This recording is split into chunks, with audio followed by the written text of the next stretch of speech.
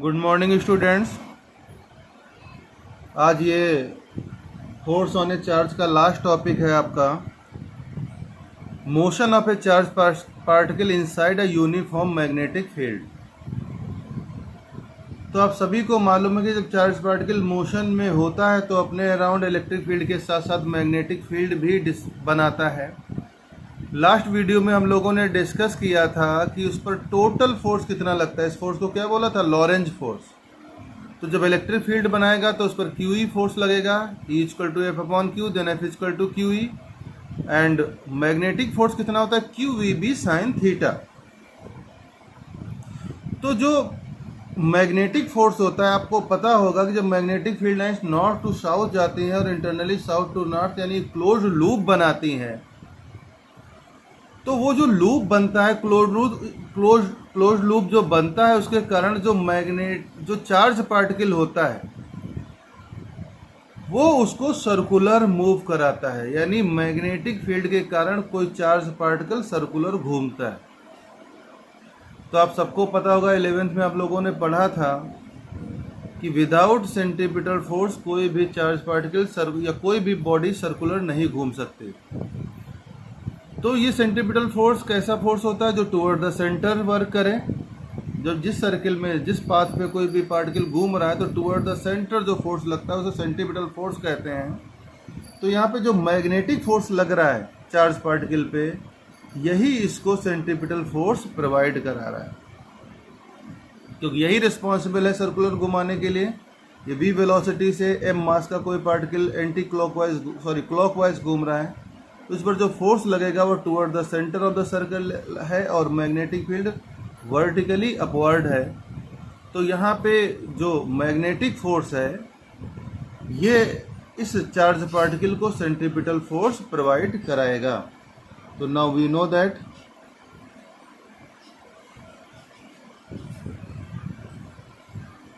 Magnetic force आपको पता है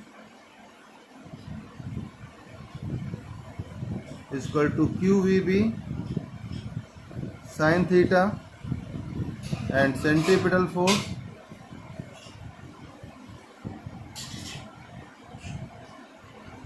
is equal to M V square upon R. तो ये मैग्नेटिक फोर्स ही सेंट्रीपिटल फोर्स प्रोवाइड करा रहा है। Then we can say that Q V B sine theta is equal to M V square upon R. But hair मैंने condition ऊपर ही लिख दिया, when v is perpendicular to b, यानी v और b के बीच में जो एंगल बन रहा है वो कितना बन रहा है? 90 डिग्री। तो यहाँ लिख सकते हैं हम, but here theta is equal to 90 degree, therefore Q V B is equal to M B square upon R. एक v से एक v कैंसिल हो जाएगा, क्यू बी इक्वल टू बच गया हमारे पास M B upon R, therefore R equal to M B upon Q B. तो आर का ये जिस पाथ पे सर्कुलर पाथ पे वो कोई भी पार्टिकल रोटेट करता है, सर्कुलेट होता है, उसकी रेडियस का फॉर्मूला हमें मिल गया R equal to M B upon Q B. तो इससे यहाँ पे जो चार्ज है वो कांस्टेंट है, तो इस बेस पे हम निकाल सकते हैं R is directly proportional to M, R is also directly proportional to B and it is inversely proportional to B. यानी अगर चार्ज पार्टिकल का मास बढ़ेगा तो उसकी रेडियस इंक्रीज हो जाएगी, वेलोसिटी बढ़ेगी तो रेडियस इंक्रीज हो जाएगी, और मैग्नेटिक फील्ड की स्ट्रेंथ बढ़ेगी तो चार्ज पार्टिकल की रेडियस कम हो जाएगी। तो ये पॉइंट्स आप लोग नोट कर लीजिएगा कि here Q is equal to constant. तो ये फॉर्मूला क्या इंडिकेट कर रहा है? R is directly proportional to M, R is directly proportional to B and R is inversely proportional to B। That means charge particle का mass बढ़ने पर circle की रेडियस बढ़ जाती है, वेलोसिटी बढ़ने पर रेडियस बढ़ जाती है, बट मैग्नेटिक फील्ड की इंटेंसिटी बढ़ाएंगे तो रेडियस कम होती चली जाएगी। तो ये R का फॉर्मूला रेडियस का मिल गया। अब हम इसका टाइम पीरियड निकाल लेते हैं। तो now time period of the particle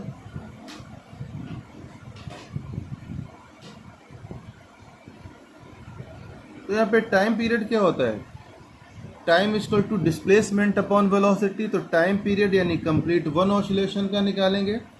तो टाइम पीरियड क्या हो जाएगा, डिस्प्लेसमेंट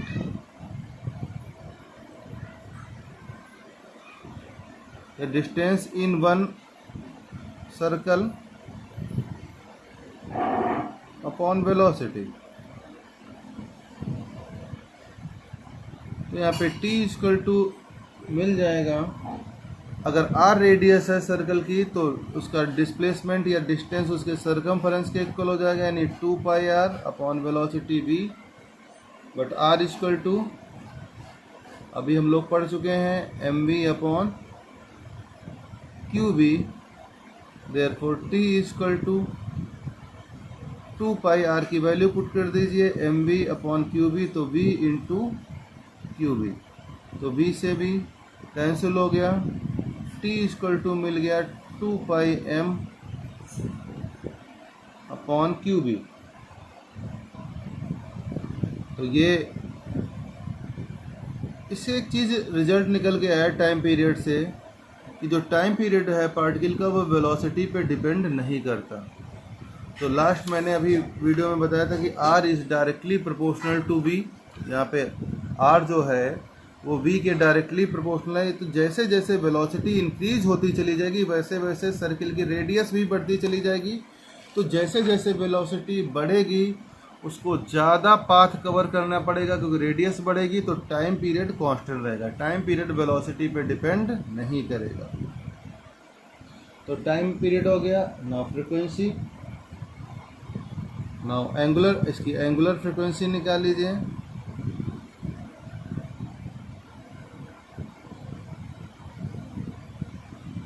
एंगुलर फ्रीक्वेंसी कितनी होती है, ओमेगा इक्वल टू आप लोगों ने पढ़ा था angular displacement upon time period 2 pi by T. But T की वैल्यू आप सबको मालूम है तो यहाँ पे पुट कर दीजिए। तो ओमेगा इक्वल टू मिल जाएगा हमें 2 पाई अपॉन में टी की value 2 pi M upon Q B. पाई से पाई कैंसिल हो गया, 2 से 2, और ओमेगा मिल गया क्यू बी अपॉन एम। तो ये इसकी एंगुलर फ्रिक्वेंसी आ गई। अगर हम यहाँ पे लीनियर फ्रिक्वेंसी निकालें तो f equal to 1 upon T हो जाएगा, यानी Q B upon 2 pi M हो जाएगा। Angular frequency 2 pi by T होता है, तो omega equal to Q B upon M मिल गया। तो ये उस कंडीशन में था जब दो चार्ज पार्टिकल, यानी जो पार्टिकल है वो मैग्नेटिक फील्ड के परपेंडिकुलर मूव कर रहा हो। अगर कोई चार्ज पार्टिकल इंक्लाइंड प्लेन पे हो तो उस कंडीशन में क्या होगा ये डिस्कस कर लेते हैं। तो दूसरा केस है कि when V and B are inclined to each other. तो इंक्लाइंड का मतलब हो गया यहाँ पे अभी, तो इंक्लाइंड का मतलब यहाँ पे है कि जब V जो वेलोसिटी है चार्ज पार्टिकल वो मैग्नेटिक फील्ड से थीटा एंगल बना रही है। अभी हमने परपेंडिकुलर का केस लिया था तो आप लोगों ने, मैंने बताया था जो मैग्नेटिक फील्ड है वो परपेंडिकुलर यानी वर्टिकल कंपोनेंट के डायरेक्टली प्रोपोर्शनल होती है। एफ इज जो फोर्स लगता है वो वर्टिकल कंपोनेंट के डायरेक्टली प्रोपोर्शनल होता है, यानी F equal to Q V B sine theta. तो यहाँ पर भी अब जब वी वेलोसिटी से चार्ज पार्टिकल मूव कर रहा है मैग्नेटिक फील्ड से थीटा एंगल बना रहा है, तो इसको हम दो कंपोनेंट में डिवाइड कर सकते हैं। एक तो ये horizontal component along the direction of magnetic field, and second is vertical component which is perpendicular to V H. यानी यहाँ पे जब वर्टिकल कंपोनेंट लेंगे तो ध्यान रखना जो वी एच है इससे हम 90 डिग्री पे लेंगे। तो यहाँ पे ये जो थीटा एंगल था तो थीटा के साथ वाला ये horizontal component along the direction of field हो गया, और इसका वर्टिकल कंपोनेंट जब वी एच के परपेंडिकुलर होगा तो मैग्नेटिक फील्ड के भी परपेंडिकुलर हो जाएगा। तो यहाँ पे जब आप अभी हमने डिस्कस किया आर इक्वल टू हमें क्या मिल गया था, आर इक्वल टू अभी निकाला था यहाँ पे M B upon Q B perpendicular के केस में। तो यहाँ पर भी हम वर्टिकल कंपोनेंट लेंगे जब इंक्लाइंड प्लेन के लिए होगा।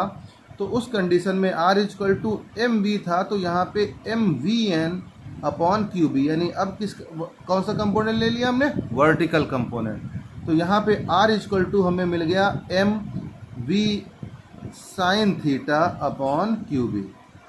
तो इतना डिफरेंस है, जब परपेंडिकुलर होगा तो थीटा की वैल्यू 90 डिग्री हो जाएगी, तो थीटा साइन 90 की value 1, then r equal to M B upon Q B. जब इंक्लाइंड प्लेन पे होता है तो M B sine theta upon Q B हो जाता है। बट टाइम पीरियड पे कोई भी इफेक्ट नहीं पड़ता, यहीं पे हम निकाले दे रहे हैं, क्योंकि टाइम पीरियड आपका कितना होता है, t equal to 2 pi R upon V. तो यहाँ पे जो t इक्वल टू कितना हो जाएगा, 2 पाई आर अपॉन वी की जगह पे आ जाएगा V N, then t equal to 2 pi R की वैल्यू पुट कर दीजिए M V sine theta upon Q B, and V N की वैल्यू कितनी हो जाएगी, V sine theta, then V sine theta cancel हो जाएगा, t इक्वल टू मिल जाएगा हमें 2 pi M upon Q B. तो केवल और केवल इंक्लाइंड प्लेन के लिए r की वैल्यू चेंज हुई, r आ जाएगा आपका M V sine theta upon Q B.